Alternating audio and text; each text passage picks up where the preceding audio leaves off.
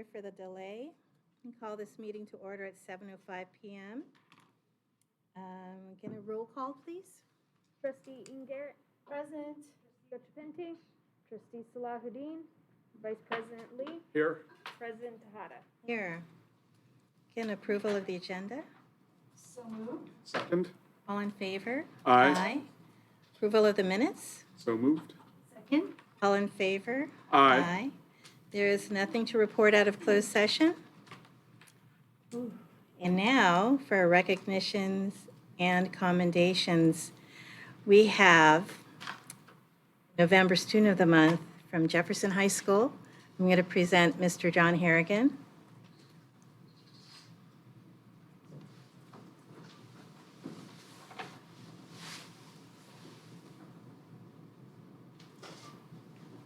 Good evening. Jefferson High School is proud to present Angelica Martinez, a 12th grade student who has earned unreserved respect and admiration from students and staff alike, as the JUHSD Student of the Month for November. Angelica, or Jelly, as a lot of people call her, has demonstrated perseverance and tenacity as she overcame the odds and competed on the Jefferson High School football team. She showed us all that young ladies should never be held back by gender or societal expectations by playing a sport that has been predominantly played by men. Entering high school is a scary experience for many students, but Angelica was unfazed by the transition and even put herself out there by trying out for the JV football team as a 9th grade student. Through her passion and hard work, she made the team and thus began her journey in the Grizzly football program. She has continued to make the football team each year and is actually the first female student to play football for 4 years at Jefferson High School. Woo!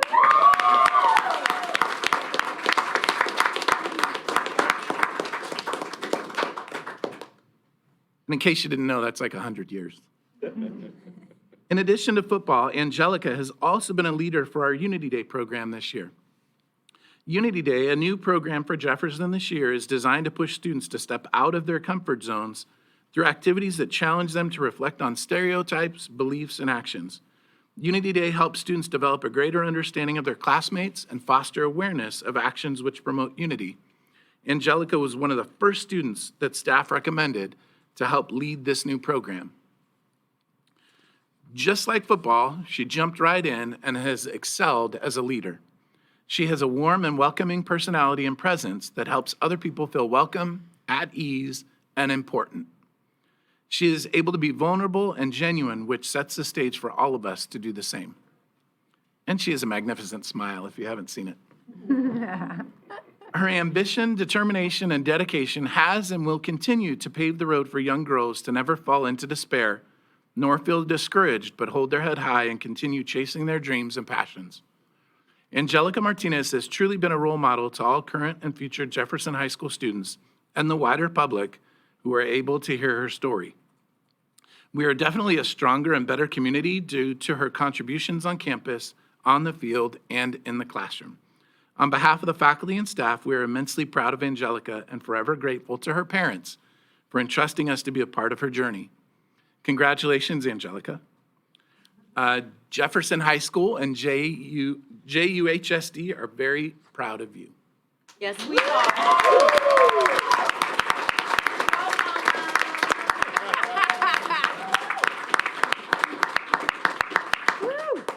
She just left basketball to come So I'd like to open it up to the board who was here for any In comments. all of all your accomplishments, I just want to say I'm sorry to interrupt you, Trustee Chen, but congratulations, your family, great job, family, and yes, great job, family, great job, Mom, and please continue to break those barriers because we appreciate it and we want you to do so as well for all of us here. So thank you. Yes, congratulations. And I just have to know, what position did you play? I was a wide receiver, corner, and kicker. Woo, howdy. Fantastic. Fantastic. Great. Congratulations. Well done. Okay, so I went to Jefferson High School, and at the end of my freshman year in 1978, I told some of my teachers I was going to go out for football. And I can't tell you how many they talked me out of it. They scared me out of it. I did not even tell my family because, frankly, I didn't think my Filipino mom would support me. And my brothers who played football probably would not have supported me. So when I found out you were Student of the Month, I was just like, she's doing it for all of us. That's right. And I am so impressed with you in that you're not just a leader on the field, but at the school. We need more people like you. You're an inspiration. I'm so proud that I can say I went to the same school you went to. And thank you, family. She couldn't do it without your support. It's amazing in the Jefferson community. So I'd just like to, let's have another round of applause. We'd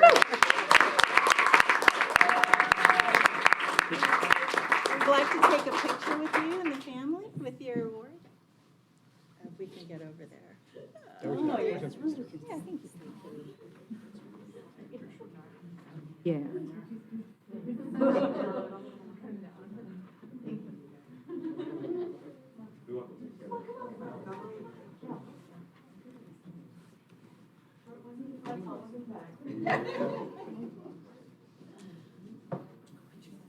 All right, we go. 1, 2, 3. Congratulations.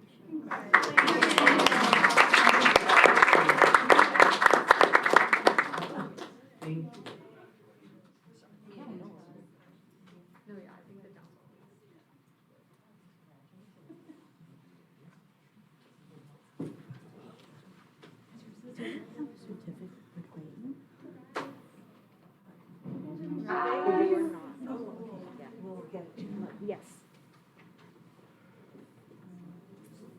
Hello, hello, hello.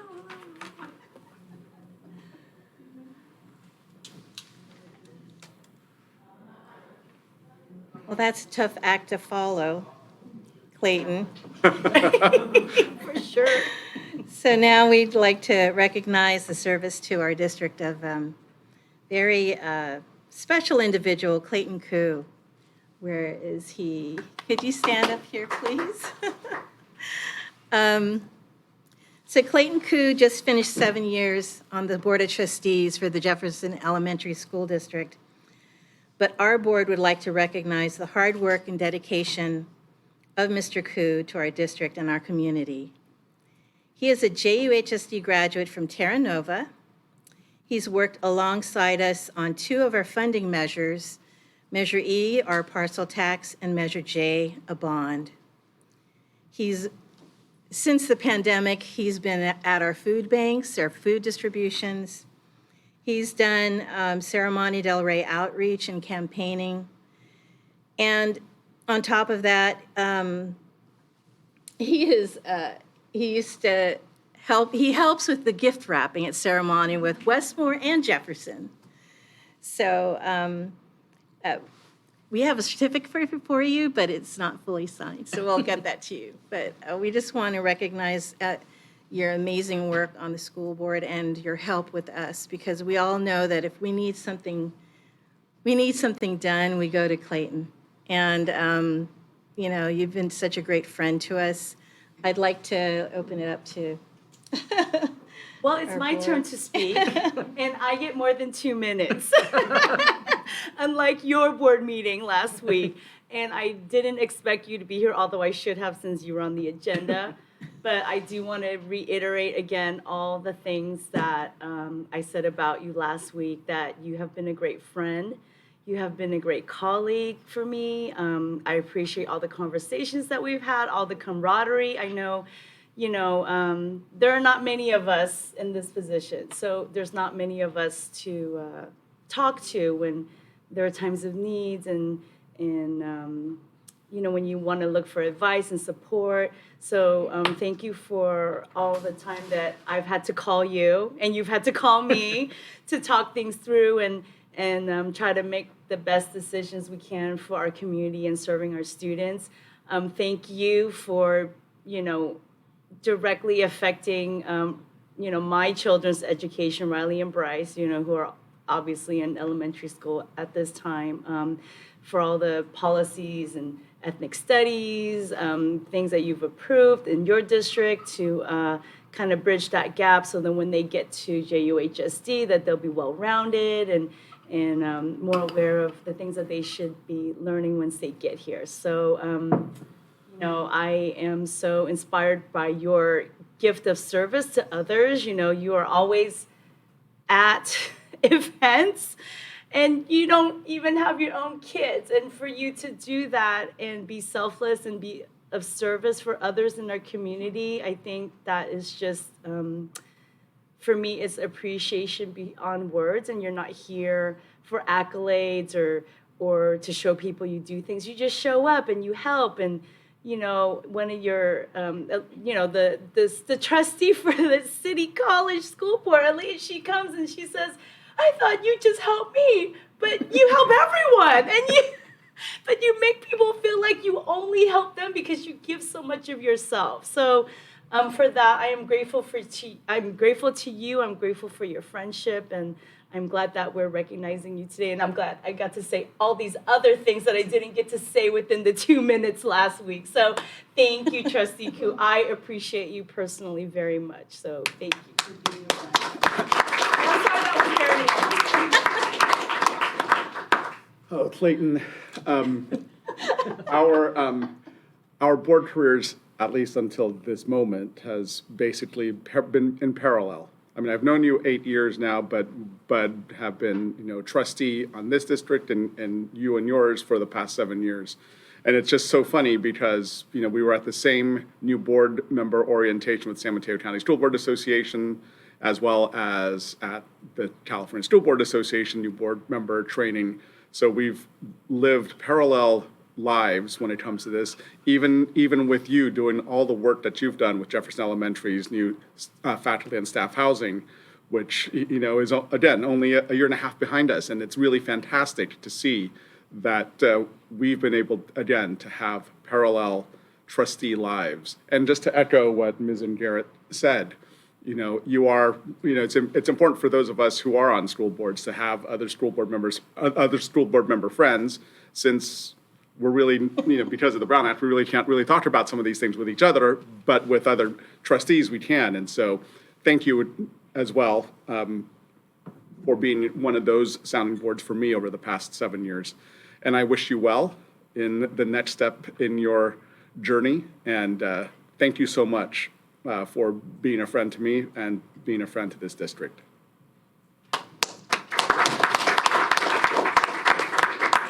Okay, Clayton. I've known Clayton since 2013. After I beat breast cancer, I decided I wanted to join Relay for Life, the American Cancer Society. And the first meeting I went to, he was up there, one of the leaders of this Relay for Life that they held at Westmore. And so I immediately was thinking, who is this young guy? I mean, he's just leading this whole thing. And we just became really fast friends. And I had my little girl in tow the whole time. And now she's a freshman in high school, in college. She's a freshman in college, but she always affectionately calls him her arch nemesis because, he's like the big brother that she could actually talk back to. And so, but then as I got to know you, I knew there was so much more to you that you wanted to do for the community. You did Relay for Life because you had a family member who had died from cancer. And we did such great work there. And then I got appointed to the school board. And when I ran for school board for reelection, you were right there with me, knocking on doors, doing everything with our little crew of Westmore students and a bunch of kids my daughter's age. And then you decided you wanted to join. You wanted to run for school board. And there were people who were really skeptical. Why would this young man in his 20s want to run for school board for the elementary school district? And some people were saying that it was just a stepping stone to higher office. And those of us who knew you knew, no, he loves this school district. He wants to be of service. And now 7 years later, you've helped bring workforce housing to your district.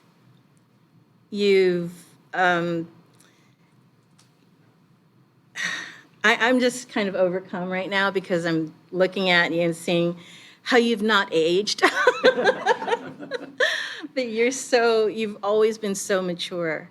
But with, you've also been a leader, a CSBA leader throughout the state and the county and on delegate assembly. I mean, that's a lot of commitment on top of your full-time job, which is really stressful.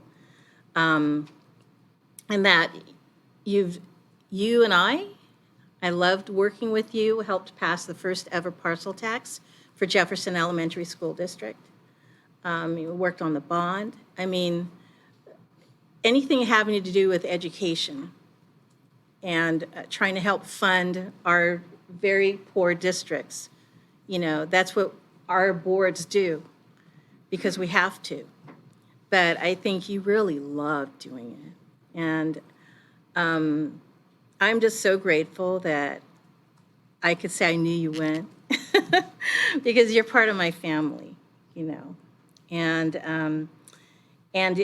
I'll have to say that you're the only school board member for the elementary school district who allowed himself to get dunked at a school carnival. He did the dunk tank, and my daughter dunked him twice. And it was like and actually you were a coach for the basketball team at Tobias, and all of his students, all of his players were lined up just trying to dunk him. And that's how much they loved you. So, and I love you too, Clayton, you know that. And congratulations on great 7 years and for helping all of our students all over the state, actually. And good luck to you. We're tied together, so I know what you're up to. But thank you so much.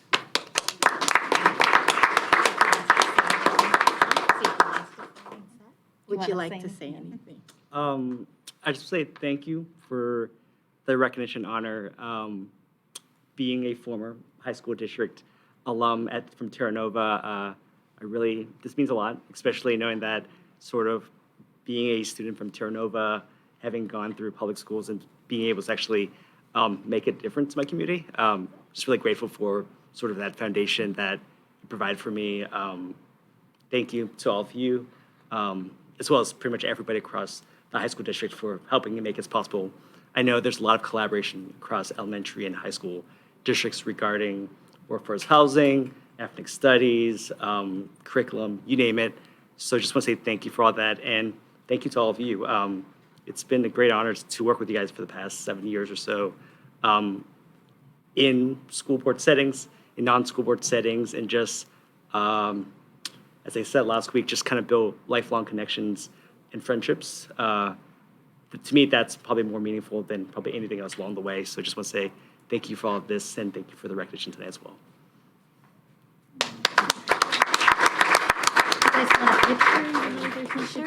And happy birthday. Thanks for being here. Thanks for being here tonight. We'll take a photo first, and then we have your certificate. We ran to go get it. Oh, okay. I think Chelsea can do that. Oh, okay.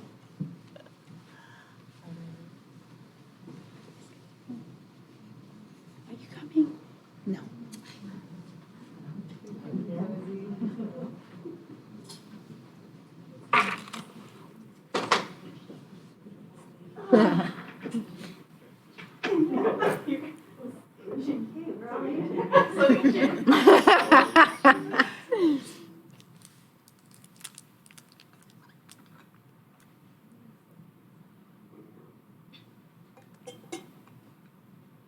Sing.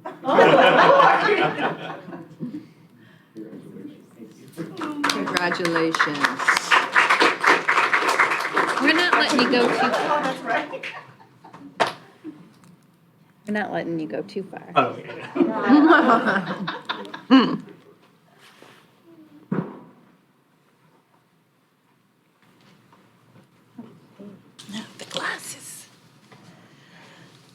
right.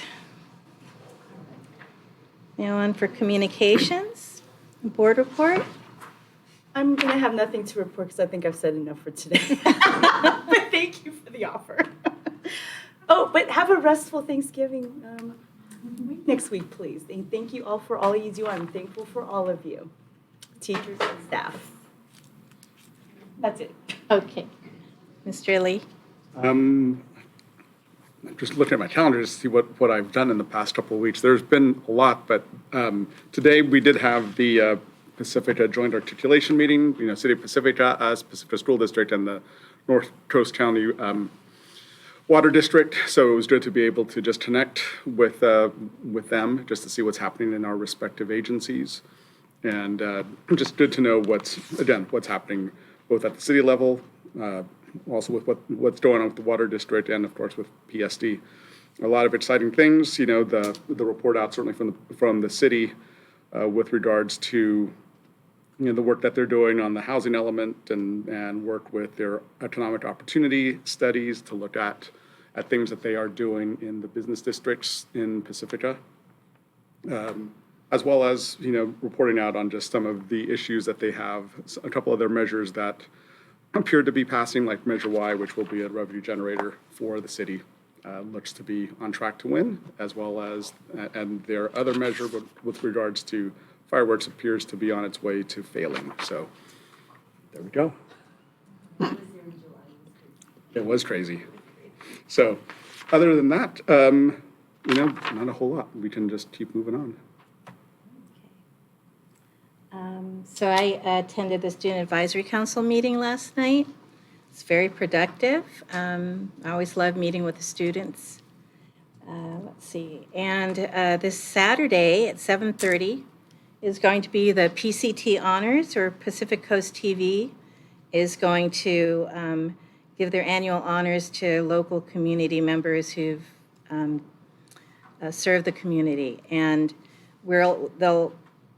some of those being honored include Terra Nova's teacher extraordinaire, Alyssa Jenkins, and our very own from the district office, Mike O'Neill, and as well as myself. So I'm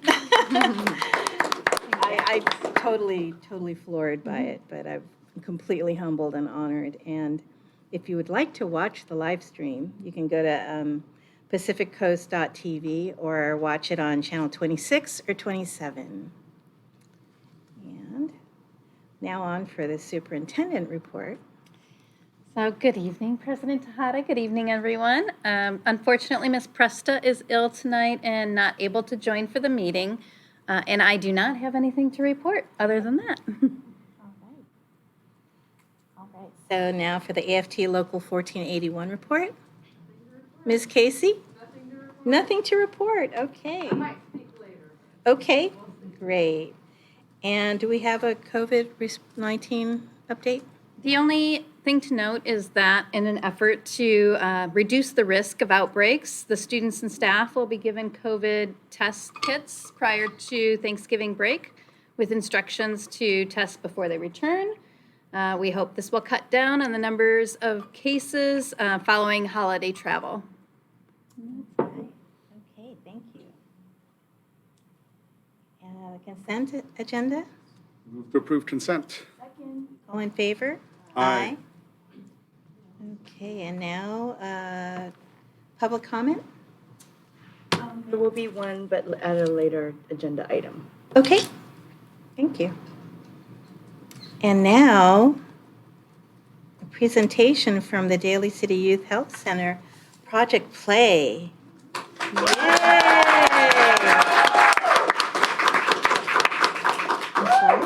So I'll just, Are you changing the slides or? so you can do it with either the arrow or the mouse. Oh, okay. Nora, can you do that for me? So I just wanted to do a quick introduction that Ms. Presta would have done had she been here. I just wanted to say I'm really pleased tonight that we'll have the opportunity to showcase one of these important programs in our district. Project Play may be lesser known to some, so that's really why I'm extra excited to have it be featured tonight. They play a key role in supporting our students' wellness. And McKinnon Ross is going to tell you more, and I'm sure will introduce everyone else that she's brought with her tonight. Thank you for being here. Thank you for having us. So I am McKinnon Ross. I am the manager of Project Play, and here I have. Go ahead. I'm Nora. I work as the health educator for Project Play. And each of the students that we brought with us will share a testimonial, so they'll share their name and what school they were from or are from. But at the end here, we have Sahar Naveed. Hello, I'm Sahar, and I'm also the program coordinator for Project Play. Yeah. So I just want to thank the JUHSD board for giving Project Play time to share about our wonderful programs and their impact on students and the JUHSD community. Play stands for Peer Leadership Alternatives for Youth, and at our core, we're about cultivating leadership skills, resiliency, and healthy development of young people. So Play was established in 1996, and we have 3 main branches. The first is Sex Ed Squads, which are safe spaces for youth to connect and learn about sensitive topics after school. During their time with us, they are trained to become peer educators and advocates. And then our our health education branch delivers a high-quality program for the 10-day sex education curriculum that covers 92% of the California Healthy Youth Act, or CHIA, requirements, and allows us to go more in depth into these sensitive topics and subjects with health teachers covering anatomy to achieve that full state requirement. And finally, we have our Condom Access Project, or CAP, branch, where we train staff and sex ed squad members to distribute free condoms to youth. We also provide leadership development and internship opportunities through Play. So first we have Sex Ed Squad. What is it? It's held once a week throughout the year at each school and are built around issues that are most important to youth. Squad members learn about healthy sexuality, relationships, identity, boundaries, resiliency, mental health, and so much more. Student leaders participate in the building, facilitation, and assessment of each squad lesson.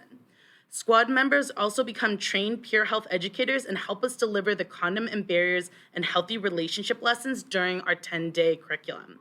They're also trained to distribute condoms to their peers, but most importantly, Sex Ed Squad is a space where students feel seen, heard, and valued.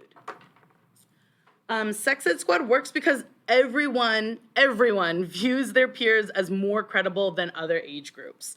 For example, people who believe their peers are using condoms are twice as likely to use one. We are not just made up of youth leaders, we're made up of culture shifters. So people who feel empowered to help change the norms around safer sex, LGBTQ+ inclusivity, consent, and more.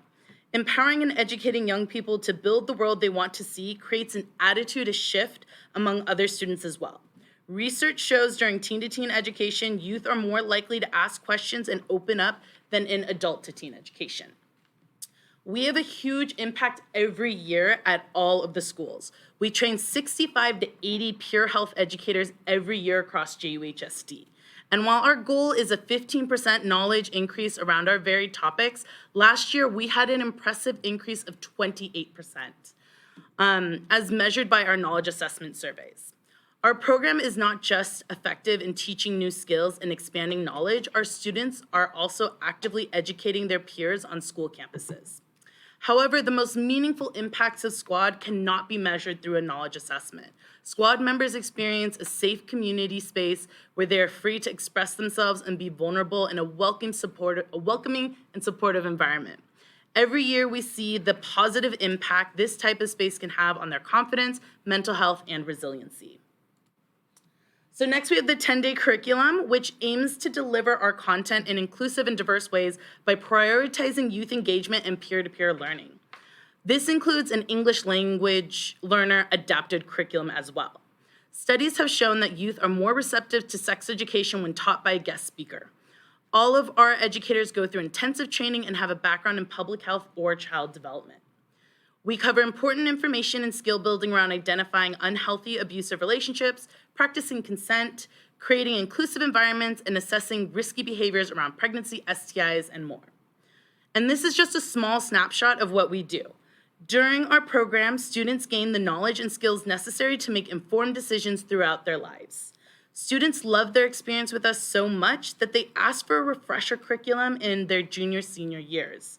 A lot of students realized that there was critical information from freshman health that they needed a refresher on before stepping into their adult stage in life. Through our health education curriculum, we reach over 1,200 students every year. Last year, participants achieved over a 35% knowledge increase, and we usually aim for 20%. Again, this demonstrates that students are not only learning new material and skills, but are also more likely to share these tools with others. So now what I have here is a message. We received several messages from students over the years, and I would like to share a recent note that we received on August 24th of this year. It reads, "I just graduated from high school in May 2022, and I just wanted to write to say thank you for all the sex ed programs you guys did for us in the JUHSD. Recently, I used what I learned in your workshops to help a friend in a harmful relationship that may have even been grooming. Without you all, I wouldn't have known what to do. Keep it up. Your work is so important." So that was very wonderful to get. And then our final branch is the Condom Access Project, also known, also known as CAP, where we have trained CAP providers, such as Sex Ed Squad and JUHSD staff alike, can distribute condoms to students. CAP makes it easier for sexually active teens to make safe and smart decisions by helping them get condoms when they need them. Studies show that giving teens free condoms does not make them have more sex, but instead leads teens who are already having sex to use condoms more often. Increasing access to condoms through CAP is a critical way to lower pregnancy and STI rates among sexually active youth in our district. CAP is part of a larger statewide plan to decrease STI rates among California teens. CAP distributors help give out around 15,000 condoms every year on JUHSD campuses. So with Project Play, JUHSD stands apart from other school districts by creating inclusive spaces and an overall culture that prioritizes student health and wellness. In this respect, JUHSD is a leader among California school districts, as many students outside of our district are still struggling to get these needs met.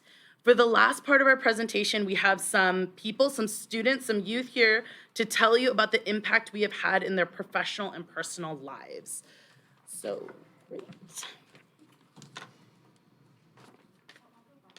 So, yeah, we do need you to come up so that the microphone will pick you up. You're first. Because Dylan had to go. I'm so sorry for that last minute.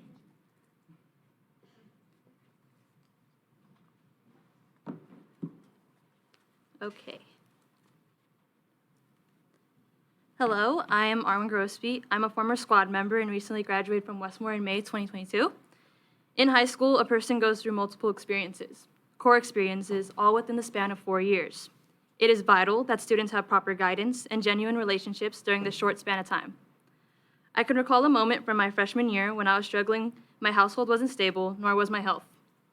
I could prove that through my 504 form, multiple truancies, and the reports I had made to the police. I was desperate for help, for someone to listen to me, a person I could trust and rely on. I was losing hope, and I was heading towards a path I wouldn't be proud of. But luckily for me, my health class provided a visit from the Daly City Youth Center and Sex Ed Squad. There I met Sahar. They presented multiple topics, ranging from physical to mental health, presenting topics I have never been introduced to. I vividly recall our lesson about healthy relationships, and at the end of the session, Sahar had said, "It's never too late to ask for help. It is not just my job to listen, but my duty as a person to support you." Such a simple sentence, but a major message of empathy, and to most students, that is rare. From there on, I admired Sahar and those from the Daly City Youth Center. I made a commitment to myself that I would join them someday because of the maturity and awareness they radiated. When my junior year rolled along, I finally seized my chance, and I haven't looked back since. There is no question in my mind when I declare that Sex Ed Squad opened up perspective for me. We have bonded over a great deal of different topics. The atmosphere in the room is positive and loving. Never before have I been so active in a community that values diversity. We were highly regarded and held each other to high standards. Sex Ed Squad has developed an unrivaled community and space. Sex Ed Squad offers more than simply educational opportunities and community involvement. We all received mentorship and kindness that made us optimistic for our futures and now we strive to pay it forward to our community. Even though I am no longer an active member since graduating Westmore, the knowledge, the experiences, and the memories are limitless. Having a trusted adult to guide you into passions and healthy environments for development is needed everywhere, and the opportunity should not be limited. Thank you.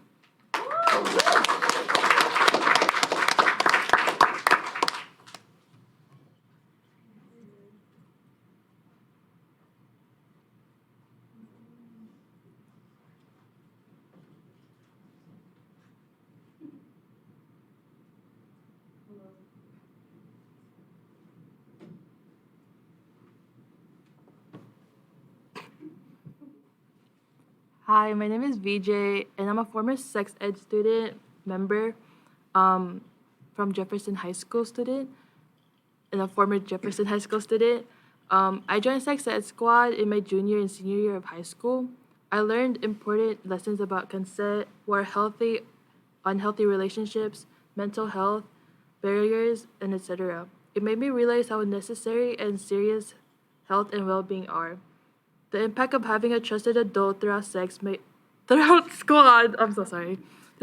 made me feel safe to talk about sexual health. I also had an open space to discuss these topics with other students. Play guided us to make safer decisions in regards to health and personal development. I learned how to set boundaries, become a leader, be a teammate to fellow squad members, build my public speaking skills, and learn how to provide support and help each other. Squad is fun because it is a chance to meet people from different grades and schools within the JUHSD district, and it's a great community to form friendships. Thank you.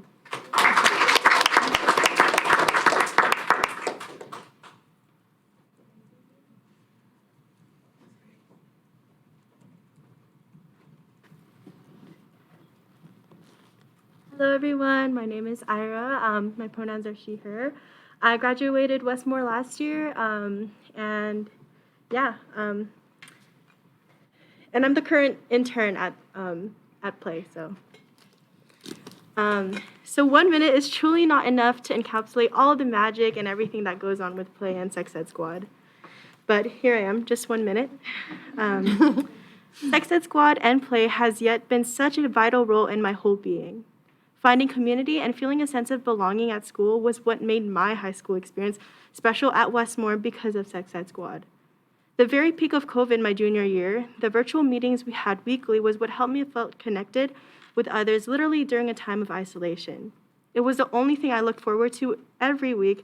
I got to hear how everyone was doing while learning about topics that were taught to me as things that should never be spoken of, but I came to realize were so important. Just as important as my English class, probably. It unfolded a new world for me because what we do in Sex Ed Squad is what education is supposed to look like. Squad made me feel empowered and inspired because of the knowledge and experience I've obtained. It's a privilege to even have the opportunity to learn about safe sex practices, reproductive, and LGBTQ+ rights, but also teach them to others being second-year crew my senior year. Now that I'm in my first year of college at Skyline, I'm continuing the work that I did even after high school by being the intern at the Daly City Youth Health Center and as a sociology major and minoring in public health next semester to continue to teach and make impact for future generations. Being the intern at the Daly City Youth Health Center is something I cherish and hold dearly because I get to work alongside the most compassionate and hardworking mentors, Mac, Nora, and Sahar, that put in so much hard work to create safe spaces for young people like me to learn and be themselves. Thanks to them and Squad, I can confidently teach someone about anything sex ed and be myself. Thank you.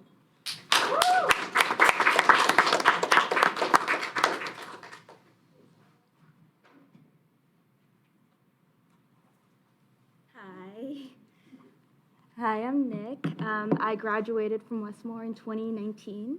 I spent most of my high school career in Sex Ed Squad and even a portion of my college career where I was a former Project Play intern and I was also a Project Play volunteer.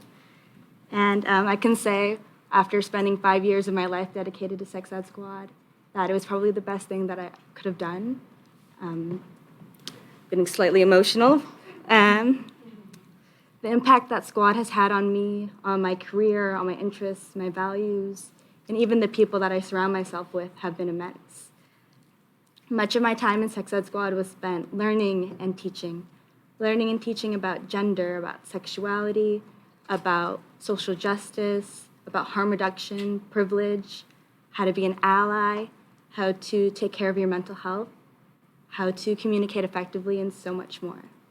I realized that I wanted to be an educator because Sex Ed Squad gave me the tools and the opportunities to interact with my peers and learn from them and teach them. Beyond the educational aspect of Squad, I met my favorite people in Squad. The people that are in Sex Ed Squad are kind and caring individuals that want to create positive change, and people that you form lifelong bonds with. My best friend and my partner are actually people that I met in Squad.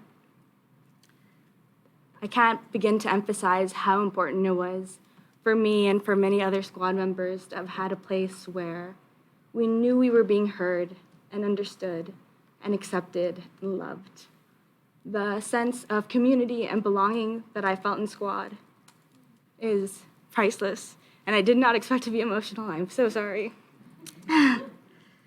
But all of this exposition is to say that Sex Ed Squad has impacted my life so much and so positively. I overcame my fear of public speaking in Squad. I learned to love myself in Squad. I learned to, I just became an overall better person. I became someone open and understanding and loving, and I found my life's passion. I fell in love, all because I made the wonderful decision to join Sex Ed Squad when I did. Thank you so much for listening to all of us. Oh goodness, I can't look at you guys, I'm gonna cry. Thank you.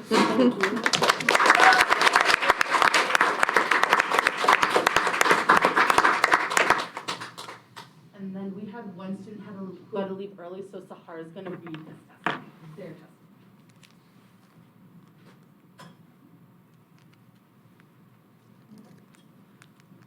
Hi, again, I'm Sahar, but Dylan apologized for having to leave a little bit early, but I'm going to read their testimony that they sent me. It says, I think that Sex Ed Squad is an important resource to have on campus because it gives us a very important and needed safe space and also provides very valuable information to the student body. Personally, for me, it helped me learn about my own sexuality and gender, and if it wasn't for Sex Ed Squad, I probably wouldn't have had the confidence to come out as non-binary. Even before I was in Sex Ed Squad, I remember learning a lot of really important knowledge to have in the 10-day curriculum taught by some of the Squad members in our health classes when I was a freshman. I'm really glad I learned about a lot of those things like contraception, healthy relationships, STIs, and other stuff like that. I think it's really important for students to learn this information because a lot of people my age are first starting dating and first starting to become sexually active.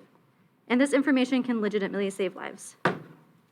Squad has had nothing but a positive impact on my life, and being in Squad made me a better person. Thank you. So I don't know how much time we have left. I have two quick testimonials from two staff members who were unable to make it because of unforeseen circumstances. Okay to read those real quick? Sure. Yes, absolutely.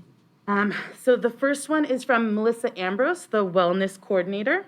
And she says, I'm grateful that our district has such strong employees as the members of the Project Play team. The sexual health curriculum that they deliver to our students in health is critical in terms of adolescent development. We must engage students in conversations about reproductive and sexual health, their bodies, gender, consent, respect, and healthy communication. Our students live in a complex and rapidly changing world and need the open trust of the Project Play teachers to allow them to explore the hard conversations about sex, sexuality, and gender. The emphasis on consent, communication, and respect are critical in this hyper-media age, and the Project Play team offers acceptance, openness, and support for these difficult conversations. Yay, Project Play. And then this next one, I'm gonna remove my mask for this one, is from Lisa Raskin. To the JUHSD board, I'm writing this letter in support of Project Play. As a health teacher at Westmore High School and the JUHSD district health lead, I can say for certain that Project Play has been an integral part of the health curriculum and a huge support for students who are curious about their changing bodies and identities. They create a safe space for students to ask questions and are knowledgeable about the latest information as it pertains to the LGBTQ+ community. As a teacher who is from an older generation, it is extremely important to be up to date on the appropriate language as it informs me on how best to address and support my students. Project Play has also supported my students in my academic language development class and with the 5-day refresher course. Many of these students have not had the benefit of taking health during their freshman year, or due to language barriers, did not have a comprehensive understanding about safe sex practices and gender. Project Play provides the chance for our older students to prepare for adulthood by presenting real-life scenarios and options. Without the support of Project Play, our students would not be as knowledgeable about how best to sexually protect themselves and advocate for others. I appreciate all of the time, dedication, and thoughtfulness that the Project Play educators have put into their lessons, and I look forward to continuing sharing students with them. Sincerely, Lisa Raskin.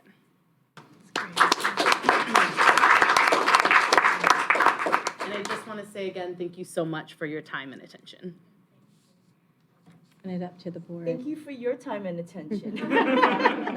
I just want to quickly say thank you for providing this service, a much-needed service for the students in our community. Thank you for making this difficult issue into a more comfortable issue to talk to. I know when I was growing up that we didn't have those. I didn't have those resources, and it's always like, well, where do I find accurate information? So thank you for dispelling all the misinformation out there and actually speaking the truth about sexuality. And I think it's more than that. I think it's, like you said, it's, LGBTQ. It's about being safe, about how to be in this healthy relationship, how to love yourself. And thank you for all those testimonials. They were so heartwarming and inspirational. To see somebody find a passion and be inspired and stick with it and say, this is what I want to, aspire to be, and this is what's helped me grow, and invest back into that thing that helped you grow is such a something that a lot of people don't find. So, I hope that you all hold on to that and definitely spread that inspiration out to all those students and anybody that you meet as well. So thank you all, staff, for all your input and investing in the youth to help them grow as well and loving themselves. So thank you. You don't have to clap for that, but thank you. Clap for that. You don't have to clap for that. Yeah, we do. Thank you so much for that presentation, and it's a wonderful reminder that we take care of the whole student in this district. That a student cannot succeed academically if they are not comfortable with who they are. And what you presented this evening is a significant component of helping students understand who they are. And your testimonials verify that, and those are fantastic stories. To hear what the program has done for you just by being a part of the Sex Ed Squad, let alone turn around and being support for your fellow students, it's huge. And I am so grateful to be a part of a district that provides this for our students and to see our young alumni blossom because of this program as well. So keep up the good work, and I'm just, again, grateful to the work that you're doing, and I know we're going to continue to do great work through this program. And just the last little bit that you put on one of the slides, Sex Ed Squad is a safe space where students feel seen, heard, and valued. And that's what we want for all of our students, for them to feel seen, heard, and valued. So thank you for doing that work.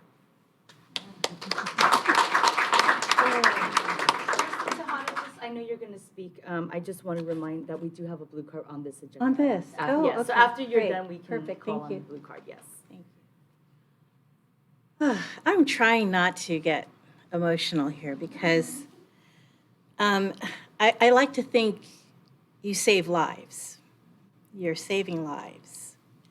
And when I see young women of color coming up here and speaking about what they're talking about, and remembering how it was when I was growing up, there's no way I would have talked to my mom.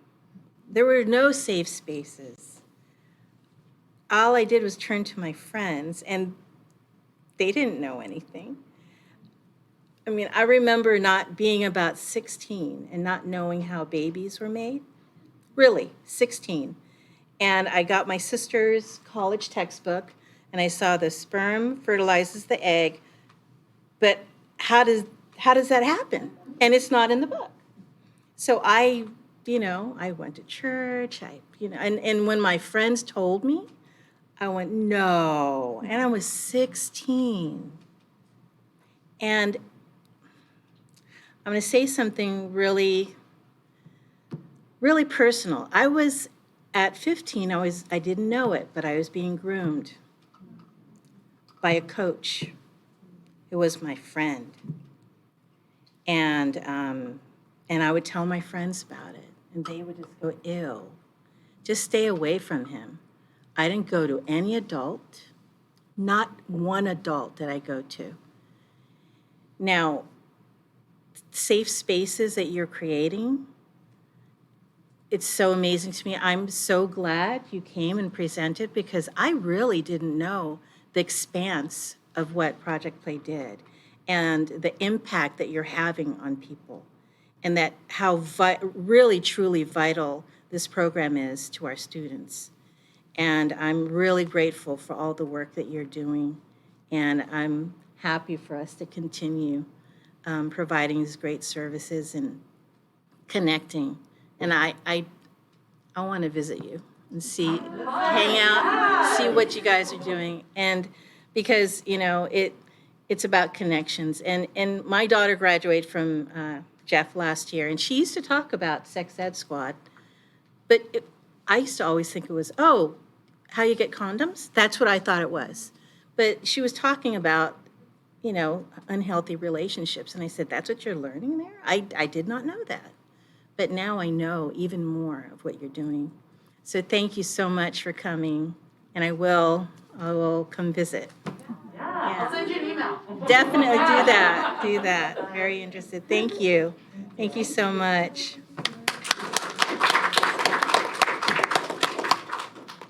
And I'd like to call a blue card. Yes, so I'd like to call Marguerite Machin. I'm sorry. Hi, everybody. Is the microphone, does it help? Is it on? I couldn't tell. It is on, and I just want to remind you, we do have 3 minutes to speak. Oh, yes. So, hi, everybody. Some folks know me in here. My name is Marguerite Machin. I'm a substitute teacher for the district for over 4 years now. I graduated from Westmore in 1989, and I started at the Daly City Health Center with Project Play in 1997. When we had all kinds of money, McKinnon, UBJ, like we literally had so much money. We had like 8 full-time staff. It was ridiculous. So that's when the teen pregnancy rate was ridiculous in California. So in 1997, I think I was the longest standing employee. I was there for 16 years. So I was there from 1997, right out of graduate school, saying, I only can commit to a year. I remember getting interviewed. They're like, are you sure? Like, you're really overqualified. I was like, well, I'll commit to a year. I was there 16 years. Why? Because of all of these testimonies and all of these amazing people. I was literally there from age 25 to 41. It took amazing, like so impactful. And I'm just glad I got to speak after them. Just to share with you, I was really Thornton High School all the way, Carla knows, like that was my baby, and I always wanted to go to Thornton. So I did the Sex Ed Squad there. The first 3 years was only females. Mario Reynolds came up to me, a young man that was there, said, why is it only women? I want to be. And I was like, oh my gosh, Mario gave everybody problems. I was like, he's the one who wants to be in there. Started then having young men in Sex Ed Squad. And from that point, I also helped with the other ones, but Thornton was always my baby. Like I was there all the time. And I just wanted to share that during that time, we had a mentor program. There was this Sunday, I'm having my 18th annual comedy night fundraiser for my Machin Center. And I have 8 students that were at Thornton Sex Ed Squad that are coming. 3 of them are married. They all have great jobs. And they continue to talk about the services and the testimonies of Project Play. So this is impacting for years. These young men and women are in their late 30s now. I'll be 51. They're 10 years, but the impact goes on, and they share with people. And the younger people, I live right on Verano Drive, right by Westmore football field. I have over a dozen students on my block that have all know about Sex Ed Squad. Some of them been in Sex Ed Squad. The health, I just am the biggest fan ever in my life of Project Play, and I'm so glad you learned more from the presentation because I'm very critical of things and programs, and I'm just so glad it's still still going on because during the recession, as a lot of folks know here, it was rough. Our hours were cut to 20, and we still stayed because of the impact we knew it had on students. And lastly, once again, I'm just so excited to hear this and know it's going. CAP was very difficult. I remember talking to Mr. Irish as he was principal of Thornton High School. Remember that, Carla? I'm like, look, you need to understand how important this is. But CAP was hard. It took like 18 months, as I recall, to really come in.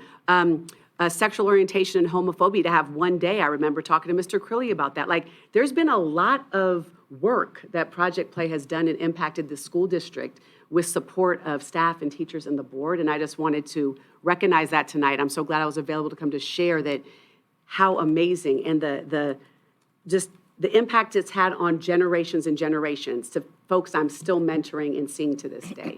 So did I? It's okay. Okay, so I'm so excited. Yes, we can feel it. Yeah. So then you can go for a couple seconds. We appreciate your comments very much. Thank you, and I thank you appreciate for all of you speaking. young people for coming and speaking, I know, and the staff, and making it so happy. Thank you.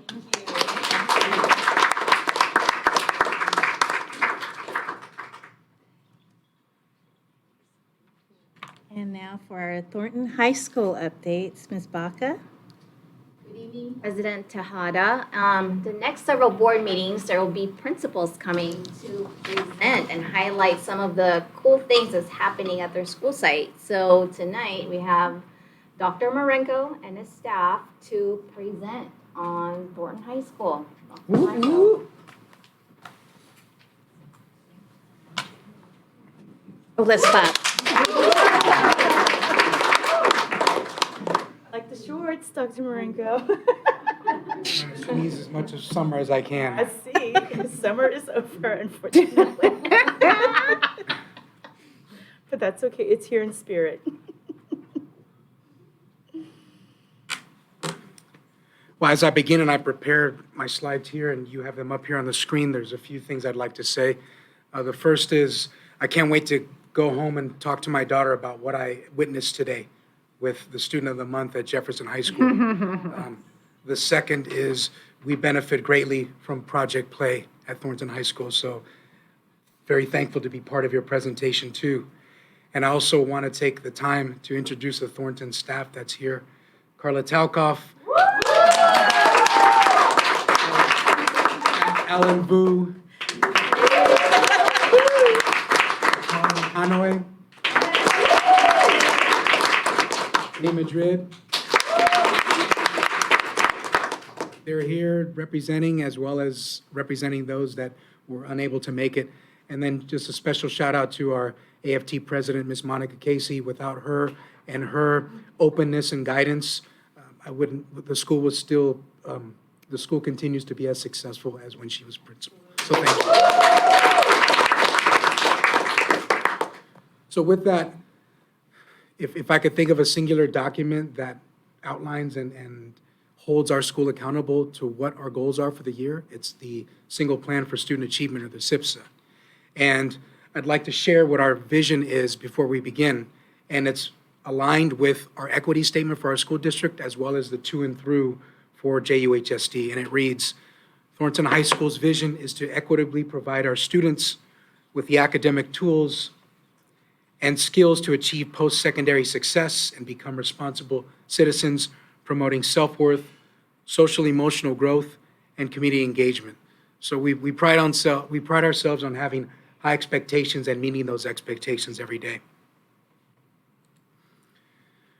We are many things, and some of the things that we want to highlight today include our shared leadership and collaborative culture, and examples of that are our growing and budding professional learning community teams.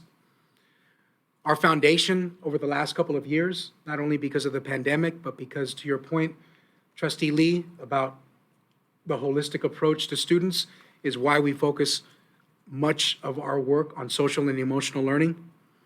With that, we've made tremendous strides in grading for equity. We've centralized remote independent study for our school district, and we were very grateful that the school district and executive cabinet had placed confidence and faith in us in executing that. This is a big year for us as well, as we are embarking on our Western Association for Schools and Colleges, or WASC, accreditation cycle.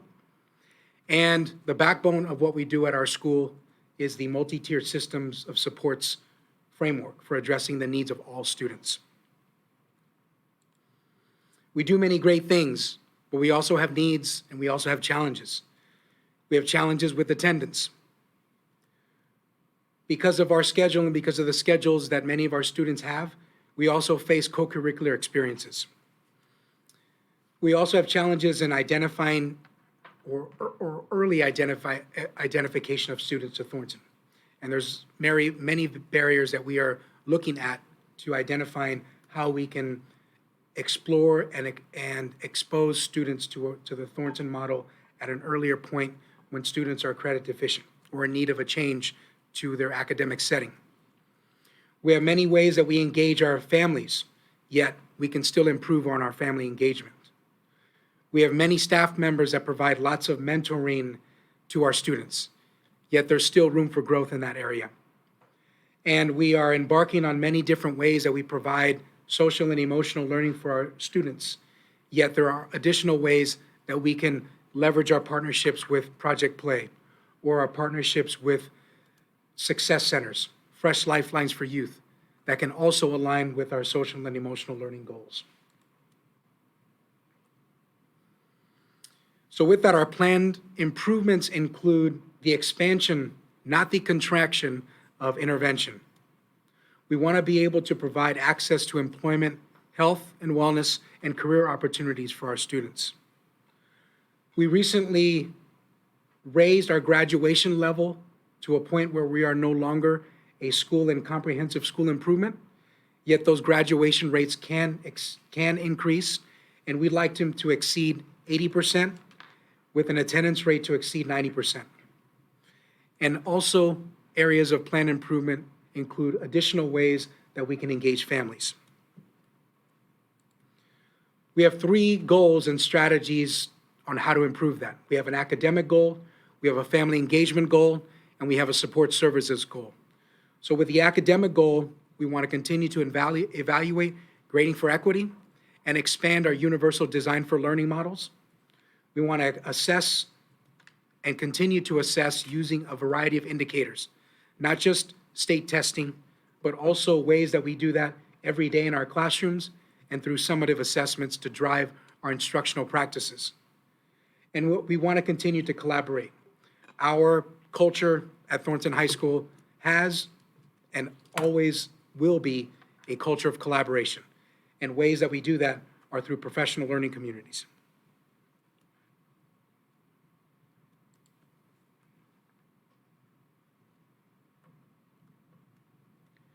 Our second goal includes family engagement.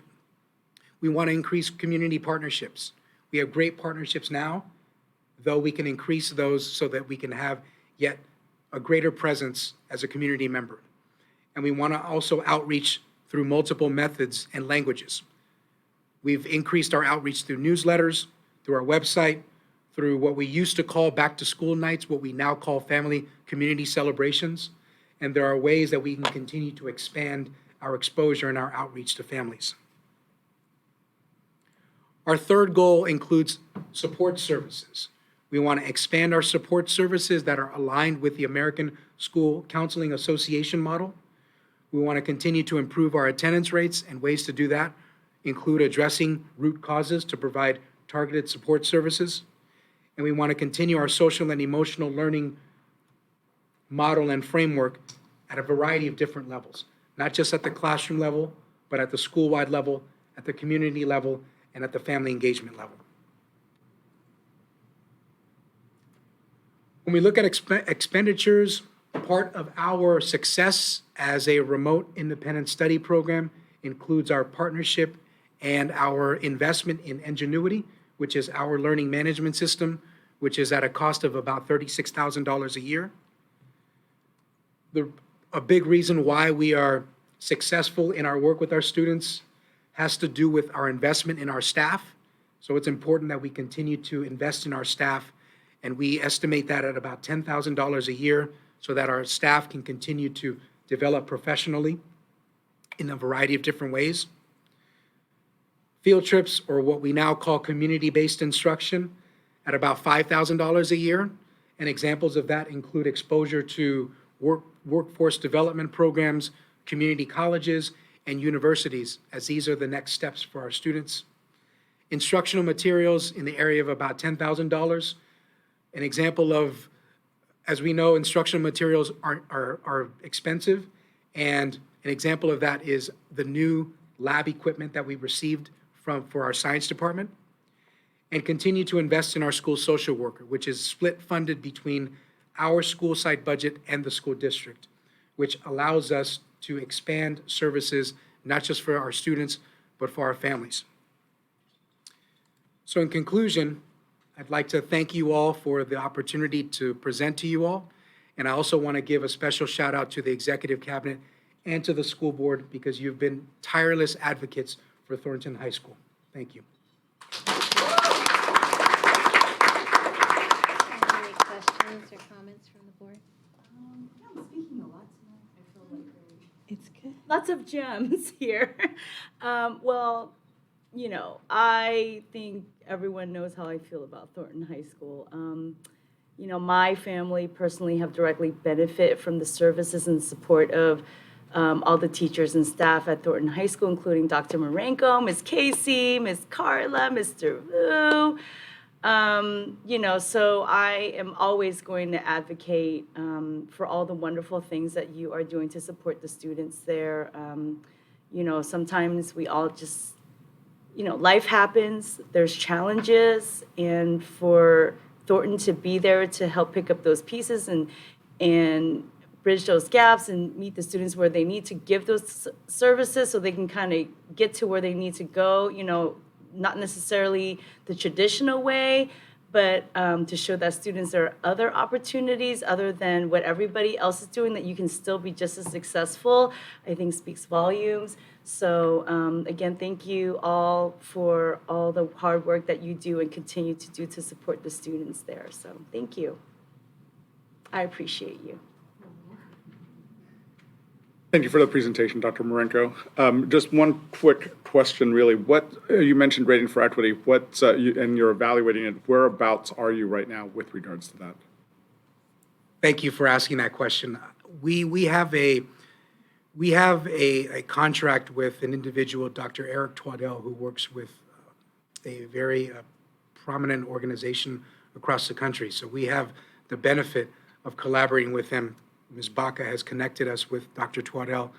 And in our last conversation, when we discussed our grading for equity, which is a way for us to be more fair, to be more motivational, to be less biased in our grading, and to be more accurate, he shared with us that when compared to other programs such as Thornton High School, we are at a level that he has yet to see.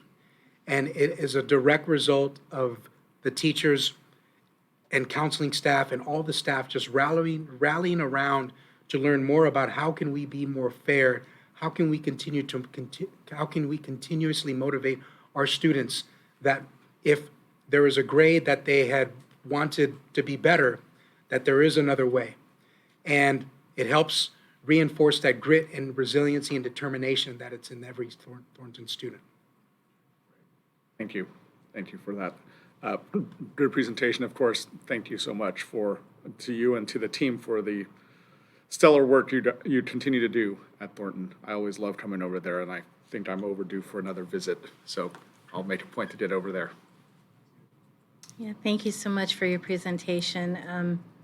Thornton is, when I describe Thornton to others who don't know it, they go, it's not a real high school. I go, no, it is. It's a real high school. And when I describe to them what you do there, the supports you give to students who are lacking, who are need to get their credits up, and that oftentimes students graduate early. Then the people I tell that to, they'll say, oh my God, really? Can my kid go there? Go, well, we have to serve the students who need to go there right now. And just the supports that you have, it's a family. It's a family there. And I know that when we've had like when we ran our parcel tax, I mean, it was Thornton family was right there on the front lines doing a lot of the heavy lifting and going to every school to support outreach to the community.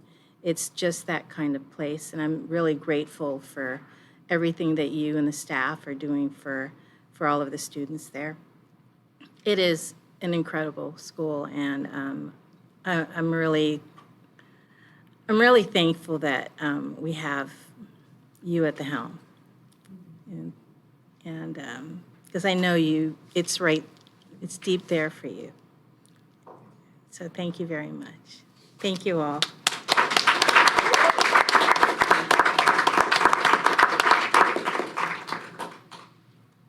Okay.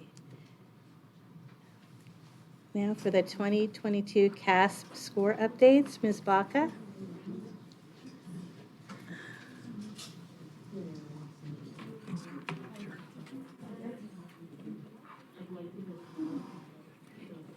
Thank you. Thank you. Thank you. Good night. Thank you. Good night.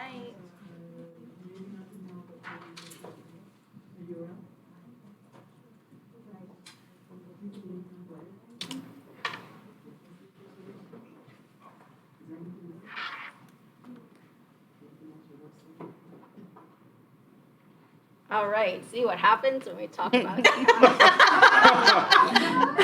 You You know how to- cleared you know how the to room. feel it. You know how to clear a room. I have that effect on people, so excited to talk about the Smarter Balance scores from the administration last spring. So,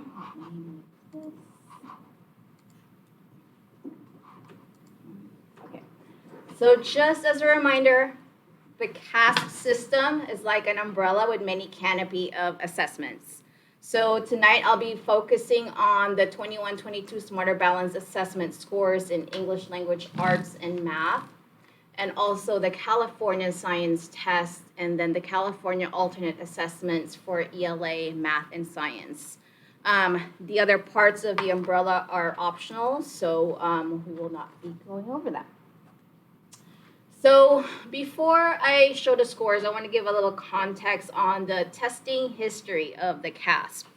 So I'm going to start with 2018-2019. This was actually the 5th year of the Smarter Balance administration. So it was very status quo. Everything seemed fine. It took about 7.5 hours to take the test in English and math and 2 hours for science. Then 1920 happened. COVID, there was no test administration. In 2021 was a little weird. We were in distance learning, we were in hybrid, there were so many pivoting happening. And the state gave us the option of either administering our own benchmark assessments or administering the Smarter Balance assessment. Our district decided to administer the Smarter Balance. However, we only had 44% participation rate. Participation rate throughout the whole state of California was very low. So it was actually recommended that we actually don't use the 2021 as a comparison for the test that we took last year, which is the 21-22. This test was a little shorter. So they decreased the test items. It was about 5.5 hours for both English and math. And it was our 11th grade students that took the Smarter Balance. And then for the science, it was our seniors, because the expectation is that this test is administered once, either in 10th grade, 11th grade, or 12th grade. In the past, we typically administered this to 11th graders, but because of COVID, we did not want to give them 3 assessments. So we did not test 11th graders last year, but the 12th graders had to test. This year, we will probably have to test the 12th graders again and then another grade level. So before we look at the scores, just as a reminder, the Smarter Balance has 4 levels. So there's standard exceeded, standard met, standard nearly met, and standard not met. And the goal is that students get at least met or exceeded. So for English language arts, 62.35% of our students met standard or exceeded, and this was 6.22 percentage points from 18-19. For math, we scored 33.38, and it was a slight decline of 3.88%. For science, we scored 37.61%, and it's 13.34% from the 18-19 scores. So considering everything that has been happening, our district did fairly well. So this is a comparison with our district and the state. And in the past, I've clumped the county students, all of the high school districts in the county. But this year, I've decided to look at where we are relatively in each one of these high school districts and the 2 unified school districts. So I just want to give a heads up that for Cabrillo and South San Francisco, I only chose their 11th grade students to compare. So as you can see, we scored above the state average. However, we scored below San Mateo and Sequoia Union High School District.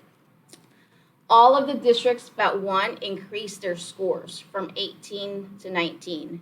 And in all of those districts there, we had the highest increase in percentage. For math, similar trend, we scored higher than California. It's still below San Mateo Union and Sequoia Union. And with math, including the state and all of these districts, all of the scores declined. For science, something very similar, where we scored higher than the state, but below than San Mateo and Sequoia and Cabrillo Unified. But all districts showed growth in science. Now, let's look at student groups. So I just want to point out that we're going to look at all students, then Asian, Filipino, Hispanic, white, 2 or more, students with disabilities, students learning English, and socioeconomically disadvantaged students. I want to point out that the African American, Native American, Pacific Islander student groups were not included in this chart because we did not have scores for them because they were not a significant subgroup. It meant that we needed at least 10 students or more to be a significant subgroup. The blue line represents the scores from 18-19, and then the red line represents the scores from 21-22. As you can see, there is an increase in all of the subgroups, but except for Asian and 2 or more, where there's a slight decrease. And I also want to point out that our white student group had the highest increase in English language arts. Now, here's math. Same thing, where, well, it's actually the opposite, where our scores declined. All of the student groups declined except for the Hispanic student groups. And for science, so the white student group showed the greatest increase, and the students with disabilities showed the greatest decrease. And I want to point out that in all of these 3 tests, our Hispanic group is the only group that increased in all 3 areas. Now, I'm going to change it a little, not with the standard met or exceeded, but we're going to look at the scale score trends. So with this, there's that horizontal line in the middle. So that is the mean scale score for standard met. So that is the goal for students to receive a standard met. The upper line, which is the circle with the dots, that represents our students with no disability. And then the green line represents our students with disability. The numbers at the bottom shows the difference between our students with disability and students without disability. So as you can see, there is an upward trend for the mean scale score for students with disabilities, both in English language arts and math. And also, as you can see, the gap is also narrowing for our students with disabilities. For our students learning English, without counting 21, 22, as you can see, there's also a slight increase in the student scale score. The gap increased a little bit, but not so much. For math, the scale scores increase and then the gap has decreased. But overall, there seems to be progress made for our students learning English and students with disabilities, which are our main groups that we are actually watching and making sure that we're targeting and giving supports to. Now let's look at how our schools did. So again, district-wide, we're at 62.35%, and this is how each one of our schools performed.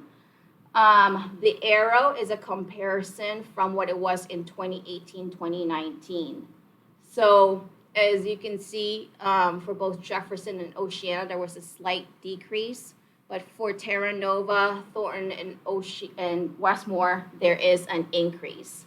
And right at the bottom is the participation rate for each of the school site. Just as a reminder that the participation rate expectation is 95%. This is the scores for math. As you can see, there is a decrease district-wide. There is a decrease at Jefferson and Oceana, Terra Nova and Thornton increased, and then Westmore also decreased. For science, all but Thornton increased. And so I'm really happy about actually this score because it shows that our science department is working really hard in making sure that we are meeting the NGSS standards.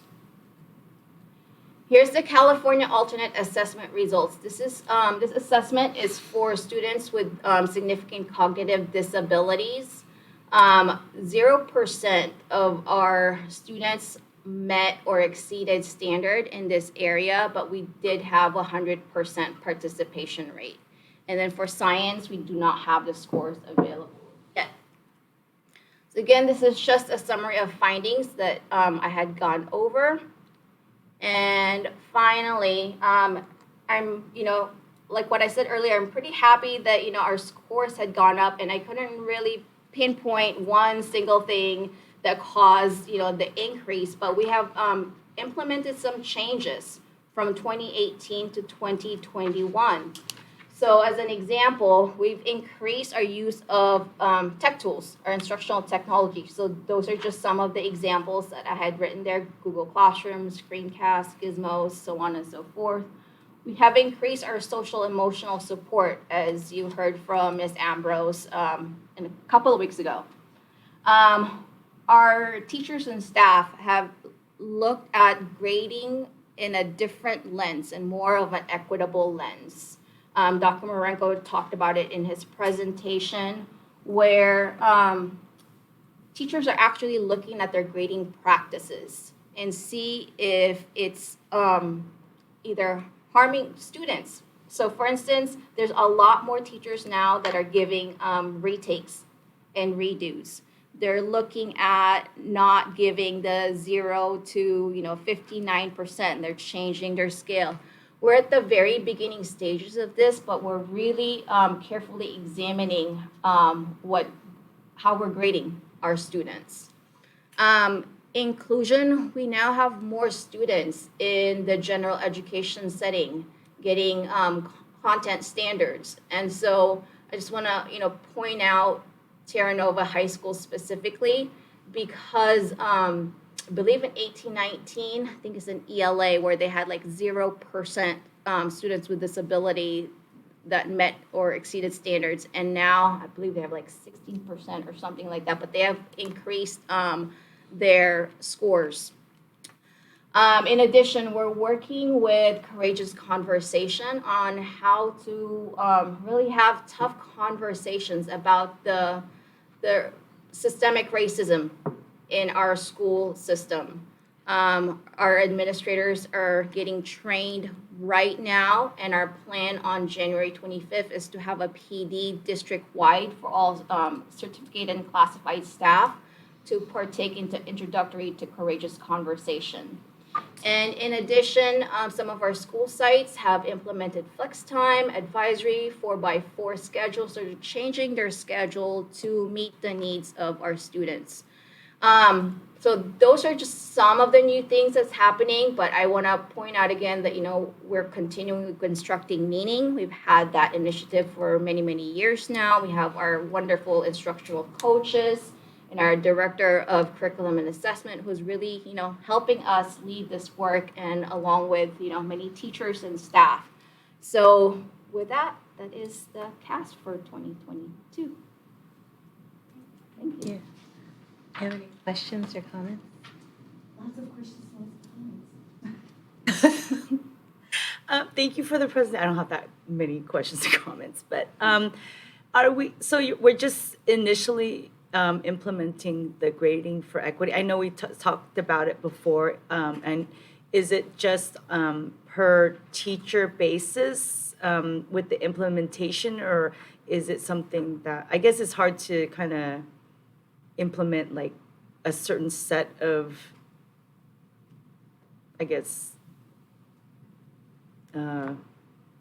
like rules, I guess, of how to do it? Is it just kind of per teacher discretion, or is it something like, am I explaining myself correctly? Thanks for that question. So this is the second year that we've been participating grading for equity, and we've had 2 cohorts of teachers already. So last year we had about 20 teachers participate in a cohort, and this year around 20 also. And what they do is our Joe Feldman and his organization present these 11 equitable grading practices. And what teachers do is that they learn about these practices and they pick one. They pick one practice and then they apply it into their current classroom, either in just one period, in all of their classes. It's really up to them. And they've set some ways to measure effectiveness. So they look at pre and post data to see if there is success. And in between that, they also receive coaching from Courageous Conversation so that they can talk to somebody, and their coaches are from all over the United States. So some other people that's are also, doing the same practice, so they're having a conversation. It's like, well, why don't you try this? Why don't you try this? And, just have that open dialogue and set some goals. And so this has been a voluntary PD for now. And we are hoping that, eventually, like constructing meaning, it will just become part of who we are as JUHSD. But the teachers who have participated really, really appreciated that freedom to really look and examine different practices that they choose. And it happens 4 times. So there's 4 cycles. So they get to choose 4 different grading practices, or they can keep choosing the same one and see how it improves from the beginning of the year till the end of the year. Well, I know that during COVID, it was a topic of discussion, because there wasn't really, we had to adapt. So is there less pushback? Are the teachers more open to the practice now than, open more to the idea, I guess, than they were previously? Most definitely. And it's our, teachers talking to other teachers, saying how this is really great.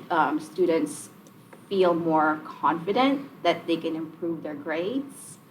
And so the conversation, that it was a really tough meeting, but the conversation, and we're just moving forward with it. And so yeah, there is just a more positive outlook on changing the way we grade things. That's very encouraging. Thank you for that. Uh, On that same token, I mean, you said 20, so we've got roughly 40 educators who've been through the training so far. So anecdotally, you would say, you'd be able to say that the students in those classes are probably are the ones that you're saying are more confident, and probably if we were to go back and look at their specific score data, probably would see that they're the ones who are helping drive up some of these scores that that you presented tonight. I mean, not that I would want to see that, but I mean, if you were to dig down and look at that you would Drive up probably those see, scores. probably see that type of data, I would imagine. Probably. I would assume so. It's kind of hard to correlate it with Smarter Balance because they only take it in the 11th grade. Right.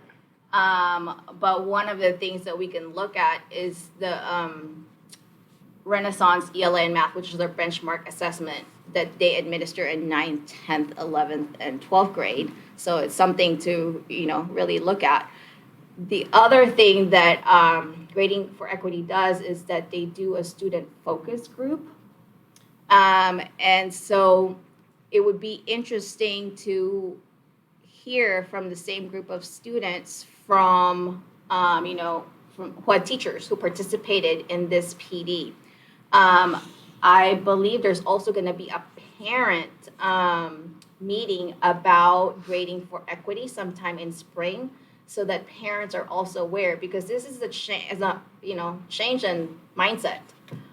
Basically saying that we're not just all about points anymore. We're really about really learning, and it's a change because we're so used to just accumulating every single point so we can get that that bump up. And it is also encouraging just to see that in the disaggregated data that the students with disabilities and others, that their scores are ticking up. And would you say then that the inclusion piece is probably the biggest driver for that? Okay, that's good. And clearly, I think, as we continue to do the equity work and the anti-racism work in particular, that's going to help continue to shift our mindsets overall. So this is really, really great. Is there, again, with regards to flex time and advisory, do we see, I mean, it's probably still too soon to see the impact, the positive impacts from that, or do we have any anecdotal evidence to suggest that there's?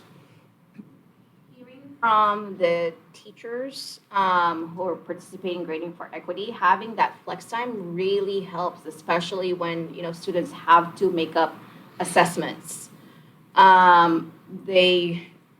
That time, the targeted support that they can provide our students is really, really helpful, and so our teachers really appreciated it. But what I can ask is, Jefferson High School, this will be their 3rd year with flex time, so we can probably ask and see, how it's going. So when Mr. Harrigan presents, we can include that in his presentation. Great.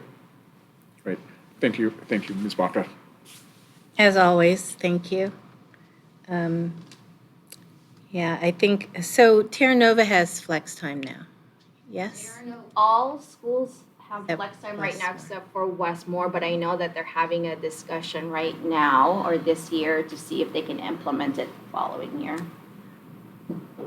Our students on Student Advisory Council discussed that. They're actually going to present to the leadership. And they're bringing students from Terra Nova and Jefferson to present as well to the leadership there. Because, so the student, she's a senior, she said, but, I would hope that this will help my 3 siblings who are coming behind me. So, yeah, and I think it's I thought it was confusing myself at first, because we were in the pandemic when it happened. But I know that Carly really appreciated it, and she could always count on the flex time to make up some work or get caught up, or her friends would miss something so they could take a test. And it was really helpful, and we had heard that from students and student advisory as well. But I also thank you for asking a question about grading for equity, because I had the same questions that way. And it's quite a commitment to join a cohort. That Change mindset. yeah. Yeah. So that's Thank a you, teachers. slowly but surely. Thank you so much for clearing the room.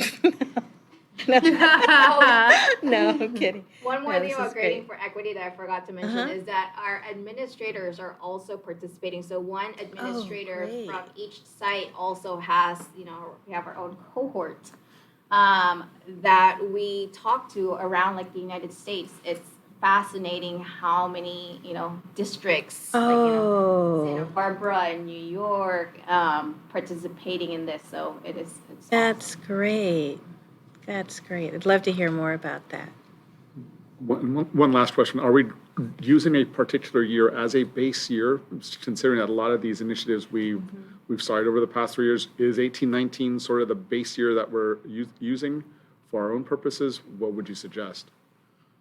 For the data, we'd probably build off of 1819 and then skip the 2 years and then 21, 22. Thank It'll be you. interesting to see pre and post COVID. Yes, agreed. Yeah. Agreed. Definitely. Of course, Carly was not happy to take that science cast. I know. But she did say that she was surprised at how well she did, or she felt she did, because it wasn't foreign completely. That was good to hear. She learned something. Okay, now for our action items. First is our contract with Consolidated Engineering Laboratories for construction inspection services. Ms. Van Raphorst. Thank you. Before the board tonight is a contract with Consolidated Engineering Laboratories for construction inspection services related to the new district office and adult education buildings. Consolidated Engineering will handle the more technical and engineering portions of the necessary inspections. This is standard for a project this size. And Ms. Phillips is here tonight if you have additional questions. The contract is not to exceed $595,714.90. And it would be paid with bond funds. Questions? Straightforward. Okay. Move to approve. Second. All in favor? Aye. And next we have the public disclosure of proposed bargaining agreement with American Federation of Teachers, Local 1481. Thank you. So later in the agenda, in fact, I think it's the next item, Ms. Lujan will be asking the board to approve a tentative agreement with AFT. And this agreement includes salary increases. Whenever we have salary increases, AB 1200 stipulates that we have to, prior to approving the new collective bargaining agreement, we have to adopt a public disclosure document. And so that's what you have in front of you. The public disclosure document shows that the district can meet the projected costs in this fiscal year and the subsequent 2 years. It is noted in this document that the district will be using our reserves to cover the increased costs. The County Office of Education has affirmed this document as well. And so at this point, I would just recommend that the board approve the public disclosure as presented. All right, do you have a motion? So moved. Second. All in favor? Aye. Now on to our human resources. On Good approval evening. of the tentative agreement with Yes. AFT 1481. Good evening, everyone. The first item this evening is the tentative agreement with AFT 1481. The tentative agreement includes some contractual language changes as well as some salary increases. We have agreed to a 3% increase for this current school year as well as for next year, and also increase the substitute teacher rate so that way we're more comparable to other districts within the area. Move to approve the tentative agreement with AFT 1481. All in favor? Aye. And next we have the salary schedule revision for unrepresented employees. Thank you. The next item this evening is a salary schedule revision for unrepresented employees. The salary schedule revision is the same increase as what was approved for members of AFT 1481. Approve? All in favor? Aye. Aye. Now the amendment to the superintendent contract. Hello again. The next item is the amendment to the superintendent contract. This amendment only amends the salary to make the superintendent contract salary increase comparable to what was approved for AFT 1481 for the 22-23 school year as well as the 23-24 school year. Approve? Second. All in favor? Aye. And, oh, I think there's a mistake here. We should be getting more money. Even after all this, we still can't get the $300 a month. We can't even hit 300. Okay. Getting closer, though. Governing board stipend increase. Another 10 years. I got 4 more years to hit 300.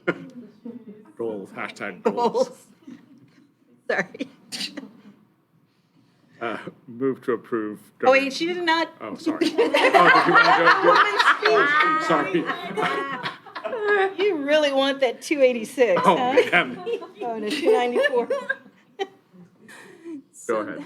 The last item from Human Resources this evening is a governing board stipend increase. The percentage increase for the current school year as well as the next school year is equal to what was approved for AFT 1481. Move to approve the increase. Second. All in favor? Aye. Thank you. No. Consideration of future agenda items? Adjourn? So moved. All in favor? Aye. Thank you, everyone. Meeting adjourned at 8:47.